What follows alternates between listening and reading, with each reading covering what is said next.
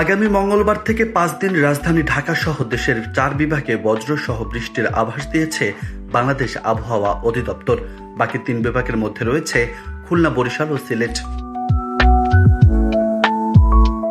এদিকে সোমবার সকাল 9টা থেকে পরবর্তী 24 ঘন্টা অস্থায়ী আংশিক মেঘলা আকাশ সহ সারা দেশের আবহাওয়া শুষ্ক থাকতে পারে। তবে সিলেট বিভাগের 2-1 জায়গায় হালকা বৃষ্টির সম্ভাবনা রয়েছে। তবে সারা দেশে ভোরের দিকে হালকা থেকে মাঝারি ধরনের কুয়াশা পড়তে পারে। সেই সঙ্গে সারা দেশে রাতের তাপমাত্রা 1 থেকে 2 ডিগ্রি সেলসিয়াস বৃদ্ধি পেতে পারে এবং দিনের তাপমাত্রা প্রায় অপরিবর্তিত থাকতে পারে। এছাড়া মঙ্গলবার সন্ধ্যা 6টা থেকে পরবর্তী 24 ঘন্টায় অস্থায়ীভাবে আংশিক মেঘলা আকাশ সহ সারা দেশের আবহাওয়া শুষ্ক থাকতে পারে। তবে ঢাকা, খুলনা, বরিশাল ও সিলেট বিভাগের 2-1 জায়গায় হালকা বৃষ্টি, বজ্রসহ বৃষ্টির সম্ভাবনা রয়েছে। তবে সারা দেশে ভোরের দিকে হালকা থেকে মাঝারি ধরনের কুয়াশাও পড়তে পারে।